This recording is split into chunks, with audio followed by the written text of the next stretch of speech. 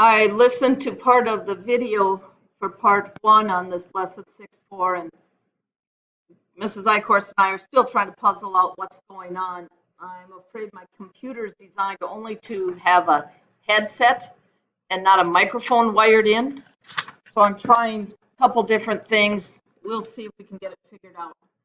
But I wanted to go over this one again. Remember that when you see this, y equals, instead of f of x equals, but it's a parabola, and this limited the domain. So instead of starting at 1 and having a right-hand branch and a left-hand branch, we're only going to have the right-hand branch. The 1/2 makes it go up more slowly, and I tried to do that. Okay. When you think of the inverse, some people will automatically think of the one that mirrors across this line. And I want you to think of that too. So instead of starting at 0, 1, we're going to start at 1, 0. And instead of going up like a parabola, it's going to be like a root. So remember how we find the inverse. We rewrite it as y equals, oh, my pen is working better today too. Then we switch the x and the y around, and we solve for y. So we'll subtract 1 from each side, multiply by the 2, and then we'd have to square root both things. Okay, I'm going to go back to the x minus 1. So you realize that when x is 1, y is going to be 0. Okay.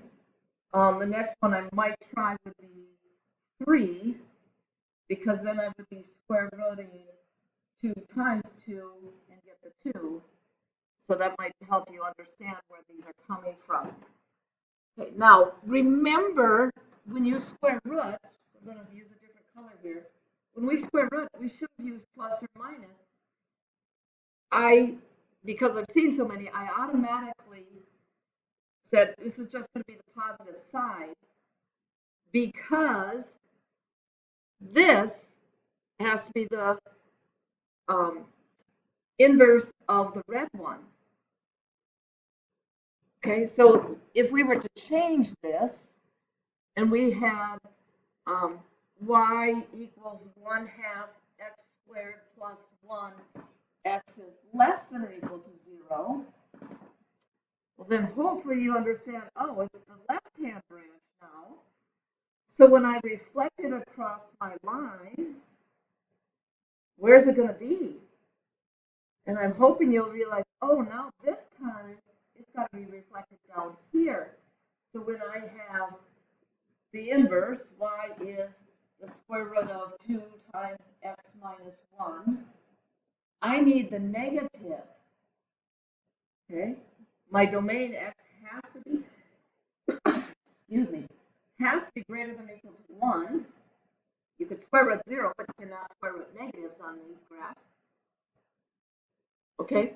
But your range, I missed the n, y is going to be less than or equal to 0, because up here, x was less than or equal to 0. Here our range would be y is going to be greater than or equal to 1.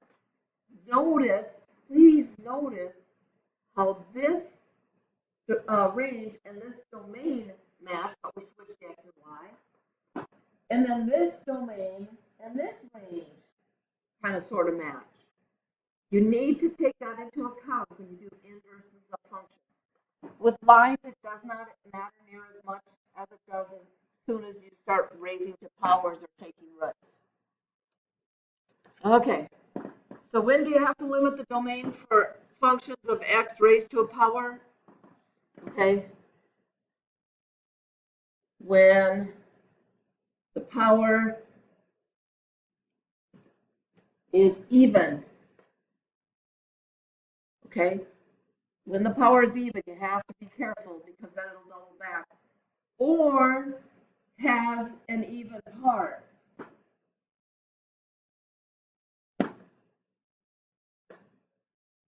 Okay, so if we're looking at a cubic, remember a cubic can have up to 3 directions.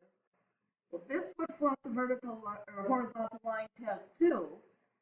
Okay, so there's horizontal lines that might go up and down here. Okay, and flunk it. Well, that's because we had an x squared part. I don't know exactly what this is, but we can kind of dream it and say y would equal x plus 2 for the one that is here. I'm thinking it's -2 and +2 here. So that means minus. Remember, it's the opposite when you write it as a factor. So we've got to be careful. And that was the third one, by the way. We've got to be careful. Sometimes this will not have an inverse either. Okay? Alrighty. Inverse of a power function. Whoa. How do we do that? Okay, step 1, remember you switch x and y. Okay, so we'll divide out the 2.4. X divided by 2.4 is y to the 0.18. I need to get rid of that power, 0.18. Well, remember, you can raise to powers. So if I raise both sides to the power of 1 divided by 0.18, then I have an expression of y equals x over 2.4 raised to the 1 over 0.18, because these two will cancel. You'll just have y. Okay, so now it says estimate the value that will result in f of x equaling 40. So 40 is the original y, okay? But when we found the inverse, now 40 is going to go in for x because we did the inverse. Because we found the inverse. Okay, so now I'm just going to do my value, the original x, the new y, would be 40 over 2.4 raised to the 1 over 0.18. Okay, I'm going to pause while I find the decimals, and we're going to show you how to put that in on the calculator. Okay, we'll try this. 40 divided by 2.4. That isn't how I wanted to do it. How do I do that, you guys? Okay, now we are going to raise that.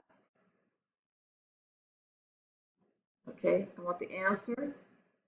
Raised to the, I need parentheses again, 1 divided by 0.18. Now I want to move it over. There we go.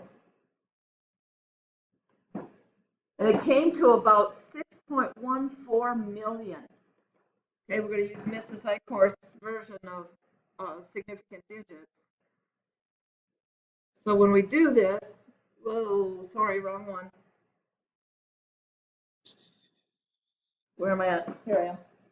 Okay. I got that value to be, x to be, about 6.14 times 10 to the 6. And you can check it. But it's a matter of knowing how do I undo different things. Right, that took longer than I expected, but it gives you some good examples, some good background on inverse functions. All right, we'll see how the quality came out on this one.